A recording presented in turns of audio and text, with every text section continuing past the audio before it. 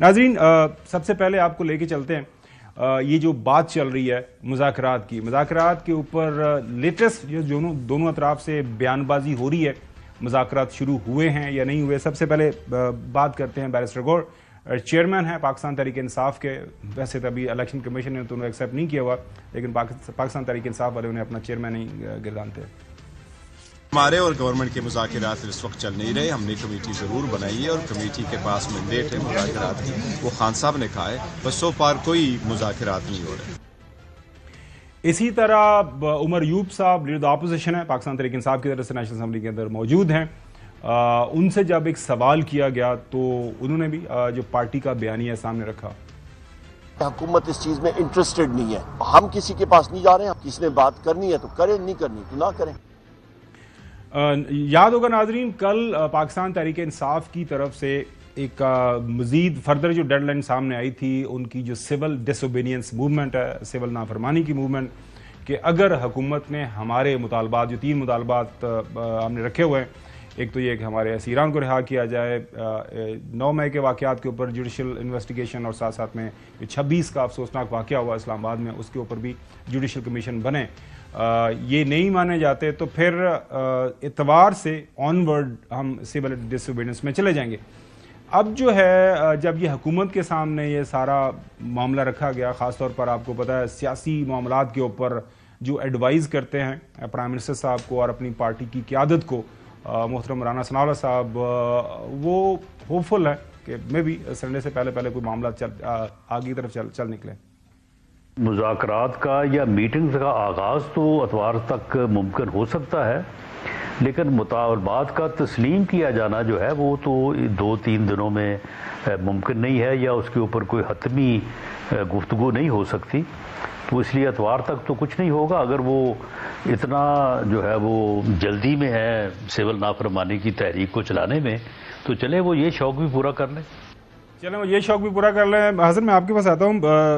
آپ نے بتایا تھا کہ ودن 24 آورز 30 آورز کوئی بن جائے گی، لیکن ابھی تک کوئی وہ 36 آورز ہو گئے. جی وہ بس اس قسم کے جب آ جاتی ہیں نا، دھمکیاں آ جاتی ہیں، اچھا، تو پھر پاز ہو جاتا ہے کام. میں تو یہ رانا صاحب نے بھی کہا ہے، میں تو پہلے دن کہا تھا، میں نے کہا پہلے یہ شوق پورا کر لیں پھر مذاکرات کر لیں. لیکن حکومت کی جانب سے جو کمیٹی تشکیل دی جائے گی، رانا ثناء اللہ صاحب اس کے رکن ہوں گے، سربراہ ہوں گے، لیکن وہ اس کا یقینی طور پر اس کا حصہ ہیں. نہیں، نارملی جو ہے وہ آپ کو معلوم ہے کہ لا منسٹر بھی ہوتے ہیں، لیکن اس مرتبہ اس معاملے کے ساتھ لا منسٹر کا دور دور تک کوئی تعلق نہیں ہے. جو اعظم نذیر تارڑ صاحب ہیں، he is not a relevant person جب یہ مذاکرات ہونی ہے سیاسی جماعتوں کے درمیان. تو اس میں رانا ثناء اللہ صاحب بالکل اس کا حصہ ہوں گے.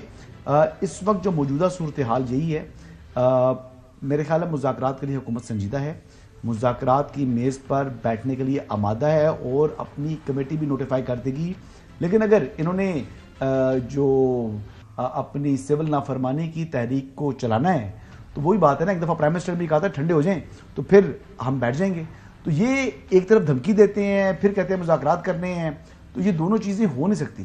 اگر آپ نے دھمکی دینی ہے تو دھمکی اپنی پوری کر لیں، پھر مذاکرات کے لیے بیٹھ جائیں. چودھری غلام حسین صاحب، آپ کے پاس میں آتا ہوں، لیکن پاکستان کی تاریخ کے ناظرین، جو سیاسی تاریخ کے 2 بڑے واقعات ہیں، اسی طرح کا رویہ اپنایا گیا. کوئی خیر ہے، جو کچھ اپوزیشن کرنا ہے ایک دفعہ کر لے تو پھر ہم دیکھیں گے. ظاہر ہے 71 کا واقعہ، کل آپ کے ساتھ ایک کالم شیئر کیا تھا، اگر دوبارہ ہم وہ دکھا سکیں کہ اس وقت بھی کچھ جو سینئر ایلیمنٹ تھے، جو عقل مند لوگ تھے، وہ یہی کہہ رہے تھے کہ لڑائی مت بڑھائیں، بات سنیں. مشرقی پاکستان اور منی اسکرٹس کے اشتہارات، اس میں وہ یہی تھا کہ اس وقت بھی راوی چین ہی چین لکھ رہا تھا، لیکن جب معاملات خراب ہوئے تو پھر ظاہر ہے ساری دنیا نے دیکھا، یہ ریکارڈ کا حصہ ہے پاکستان کی سیاسی تاریخ کا. ایک اور بڑا واقعہ ناظرین، وہ واقعہ یہ ہوا کہ چودھری غلام حسین صاحب کا تو آنکھوں دیکھا واقعہ ہے. پی این اے کی جب موومنٹ اپنے زوروں پہ تھی، انہوں نے شہید ذوالفقار علی بھٹو کو اس بات کے اوپر فورس کر لیا یا ان کے گھٹنے ٹکوا دیے کہ آپ ہمارے ساتھ بات چیت کریں. بات چیت ہوئی ناظرین، کائنڈ آف ایگریمنٹ بھی ہو گیا، لیکن اس وقت شہید جو ہے ذوالفقار علی بھٹو صاحب، میری کریکشن کر دیں گے چودھری غلام حسین صاحب اس واقعے کی، he was kind of over confident کہ کچھ نہیں ہوگا. وہ اس معاہدے کے اوپر معاملات آگے بڑھانے کی بجائے وہ کسی بیرونی دورے پہ چلے گئے.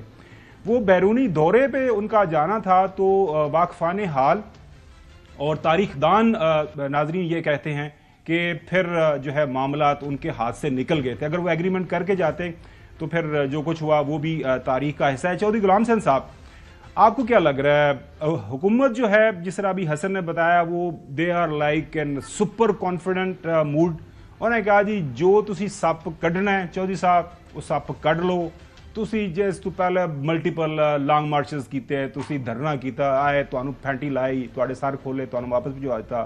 ہن بھی جڑی تسی سول ڈس اوبیڈینس دی موومنٹ کر کے تسی اپنا چاہ جڑا ہے پورا کرنا ہے, چودھری صاحب کر لو تے اس بعد پھر اسی بیٹھ جاواں تے ٹھنڈے ہو جاؤ. جس طرح ابھی بتایا کہ پرائم منسٹر صاحب نے بھی کہہ دیا کہ ٹھنڈے ہو جاؤ ایک باری, تے ٹھنڈے کر کے پھر تہاڈے نال گل بات کراں. چودھری صاحب نہیں ہوں جی, میرا خیال تسی تو قوم نو ٹھنڈا کرنا چاہتے ہو. 77 میں بھی ذوالفقار علی بھٹو جو تھے انہوں نے ایک سیاستدان ہے حافظ ٹائم, تو ان کو سزا بھی ہوئی تھی, جیل میں تھے, تو وہ پھر ان کو بلایا جیل سے اور ملاقاتیں کی 2 دن, راؤ رشید بھی تھے. اینی وے تو وہ بالکل یہ گپ شپ ہوتی ہے. تو وہ راجہ صاحب کو انہوں نے بھٹو نے مرحوم نے کہا کہ نہیں میں نے کوئی الیکشن نہیں کرانے, اور یہ پھر اسلحہ وہ لے کے آ رہے تھے مصطفیٰ خار پشاور سے, تو خانہ جنگی کی بدترین شکل کو دعوت دی جا رہی تھی, تو پھر وہ ملٹری ٹیک اوور ہو گیا تھا. آپ ابھی بھی بہتر یہی ہے کہ بات چیت اگر کرنی ہے سنجیدگی سے کرے, نہیں کرنی تو وہ آج کہہ دیا عمر ایوب صاحب نے, ابھی آپ نے سنایا کہ بھئی اگر بات نہیں کرنی تو نہ کریں, ہمیں کوئی اتنی وہ مجبوری نہیں ہے.